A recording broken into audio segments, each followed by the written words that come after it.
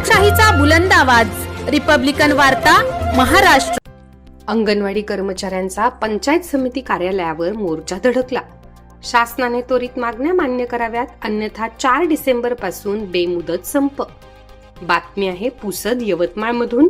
अंगणवाडी कर्मचाऱ्यांच्या मागण्यांबाबत आज दिनांक 4 डिसेंबर पासून राज्यव्यापी बेमुदत संप सुरू आहे। अंगणवाडी कर्मचाऱ्यांच्या मागण्या शासनाने त्वरित मान्य कराव्यात या मागणीसाठी तालुक्यातील अंगणवाडी कर्मचाऱ्यांचा दिनांक 3 जानेवारी रोजी पंचायत समिती कार्यालयावर मोर्चा काढण्यात आला होता। महाराष्ट्र राज्य अंगणवाडी कर्मचारी संघाचा दिनांक 4 डिसेंबर पासून विविध मागण्यांसाठी राज्यव्यापी बेमुदत संप सुरू आहे। यात शासनाकडून मानधन वाढ अत्यंत कमी असल्याची मुख्य मागणी आहे।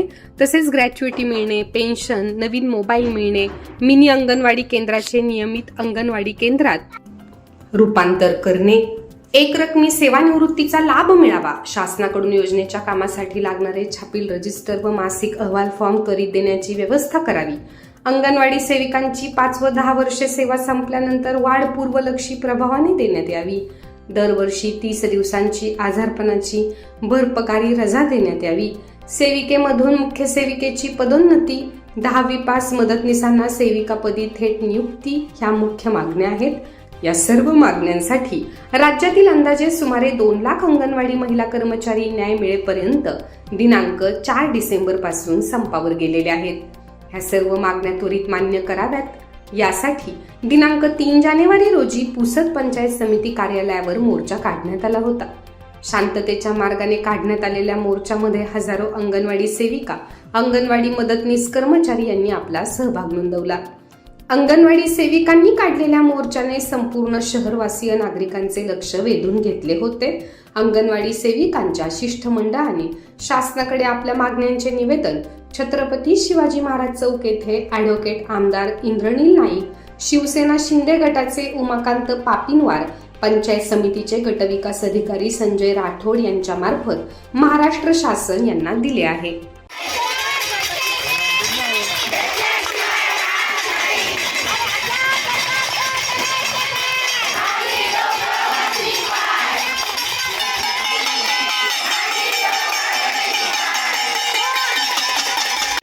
गव्हर्नमेंटच्या जी काही योजना आहे त्या सर्व योजना राबवत असतात, महत्त्वाच्या योजना असतात। आणि सगळ्यात मोठी गोष्ट म्हणजे पोलिओ मुक्त भारत स्वतः अभियान अंगणवाडी केंद्र पूर्ण भारतमध्ये यांनी राबवलेलं आहे।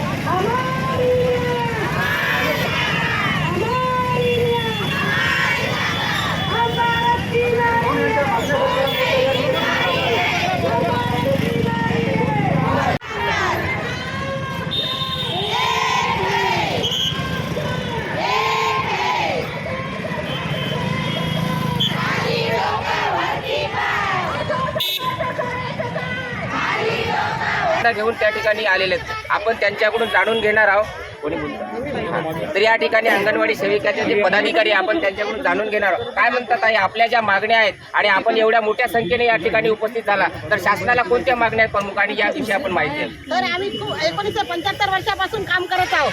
सरकारने आतापर्यंत आमची कोणतीच दखल घेतली नाही। आम्ही 150 रुपयापासून काम करत आहोत, आता आम्हाला 10,000 पर्यंत आलं। दिवसेंदिवस महागाई एवढी वाढत आहे, महागाई वाढल्यामुळे सगळ्याचे रेट वाढत आहे। फक्त आमचाच मानधन आहे तो वाढतच नाही आहे, जसं तसंच आहे। काही याच्यातल्या भगिनी विधवा आहे, त्या विधवा भगिनींना मुलांना काय करायचं, त्या विधवा भगिनींना मुलांना शिकवा सुद्धा लागते, शिक्षण सुद्धा करावं लागते, त्यांना घरचं सगळं बिझनेस चालवावं लागते। त्यांना जर घरी दुसऱ्या कोणी करते माणूस कमावणारा नसेल तर विधवा बाईंना काय करायचं, 10,000 मध्ये मुलीचं लग्न करायचं, ती मुलाचं शिक्षण करायचं किंवा आरोग्यावर खर्च करायचं। ते 10,000 कुठं येते, कुठं जाते आम्हाला पत्ता सुद्धा लागत नाही। सर हे सरकार म्हणते, बीजेपीचे सरकार चांगलं काम करते, मी पण म्हणतो की चांगलं काम करते, महिलांसाठी 30% आरक्षण करते, 3 तलाक केलं, पण मी म्हणतो आमच्यासाठी काऊन डोळे उघडत नाही। स्मृती इराणी ही सुद्धा बीजेपी मधली एक सरकार आहे, बीजेपी मधले एक घटक आहे, तिनं या महिलाकडे लक्ष द्यायला पाहिजे। महिलाच्या मुद्द्यावर 33% आरक्षण केलं, पण त्या आरक्षणाचा आम्हाला फायदा तर झाला पाहिजे। आम्हाला 33% आरक्षण मिळालं त्याचा खूप आनंद आहे, पण आज आम्ही ज्या महिला आहोत या महिलाला काहीतरी मिळायला पाहिजे। सगळ्या सेविका, मदतनीस सेविका सगळ्या महिलाच आहेत, या महिलांच्या हक्कासाठी तुम्ही काहीतरी करा, आमच्याकडे लक्ष द्या, आम्हाला मानधन द्या, मानधन वाढ द्या, मानधन वाढ नाही दिलं वेतन द्या, वेतन नाही दिलं तर मानधन वाढ द्या। तुम्हाला माहित आहे शिक्षक लोकांना, खासदाराला, आमदाराला किती पेमेंट आहे त्यांना तरी पेन्शन आहे, पण आम्हाला पेन्शन सुद्धा नाही सर. जर एखादी बाई काही झालं, त्याच्या घरचे माणूस गेलं किंवा मुलं बाळा गेलं, तर त्या बाईनं रिटायर झाल्यावर करायचं काय? त्याच्यासाठी आम्ही पेन्शनचा मुद्दा सगळ्यात पहिले मांडत आहोत, पण पेन्शनचा मुद्दा नाही. एक रकमी लाभ काही जर आम्ही रिटायर झालो तर 1 लाख रुपये भेटते. आमच्यातली एक सेविका होती सर, रात्रंदिवस ऑफिसला यायची. ती मेली, पण तिला 1 लाख रुपये मिळाले नाही. जेव्हा ती यायची तेव्हा तिला तिकिटीला पैसे सुद्धा नसायचे. आम्ही अंगणवाडीमध्ये येत आहे तर सर्वसाधारण मुलं, सर्वसाधारण लोकांचे, आपल्यासारखे गरिबांचे मुलं येत आहे, म्हणून त्यांना याच्यामध्ये दखल घेत नाही आहे सरकार. की त्यांना वाटत आहे की उद्या हे सगळे जर जागृत झाले, उद्या गोरगरिबाचे मुलं जर सुशिक्षित झाले, तर उद्या आपल्या मुलावर पाय दे, आपल्या मुलाच्या पोटावर पाय दे, असा प्रश्न या सरकारला पडत आहे. म्हणून या सरकार डोळे उघडून बघत नाही आहे. आपण बघू शकता की तुमच्या जे आरोग्य विभाग आहे, आशा वर्गाचे पगार वाढलेले आहे आणि तुमचे त्या ठिकाणी तुम्ही सुद्धा त्यांच्या बरोबरीला काम करता. त्यांचे पगार केंद्र शासन आणि महाराष्ट्र शासनाने वाढवले, तुमचे पगार का वाढवत नाही? कारण तुमचा जो ससेमिरा आहे, मुंबईचं जे आझाद मैदान असेल किंवा नागपूरचं जे विधान भवन असेल, या ठिकाणी सुद्धा आपण जातात. तर तुमच्या प्रमुख मागण्या ज्या मान्य का होत नाही याचं कारण काय असेल आणि तुम्ही यासाठी काय करणार आहात? तेच सांगत आहे सर की आम्ही आज 1975 सालीपासून आज 48 वर्ष झाले अंगणवाडी सेविका सेवा करत आहे.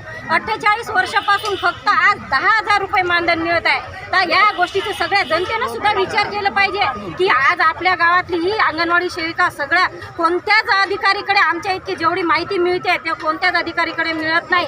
कोणत्याही अधिकारीला काही माहिती असली तर त्यांना एकमेव सेविका दिसते, अंगणवाडी सेविका. म्हणून हा सरकार आम्ही आता आशा तर आत्या लागलेल्या आहेत, त्यांचे पेक्षा दुप्पट काम आमचे आहे, पण तरी आमचे मानधन हे वाढ करत नाही. आता आम्हाला मानधन तर नकोच आहे, फक्त एकच नारा पाहिजे, आम्हाला वेतन पाहिजे. शेवटचा प्रश्न की आपल्या विभागाच्या बालविकास मंत्री जे आहेत आदिती तटकरे आहेत, महिला असून सुद्धा तुमच्यावर एक प्रकारचा अन्याय होते, यावरती शेवटची प्रतिक्रिया आपल्याला काय वाटतं? आता आदिती तटकरे आताच आलेली आहे, त्या म्हणत आहे नुसतं आश्वासन देत आहे, पण आमच्या संघटनेचं आणि आमचं एकच म्हणणं आहे, आता आम्हाला आश्वासन नको, हातात GR द्या आणि संप मागे घ्या.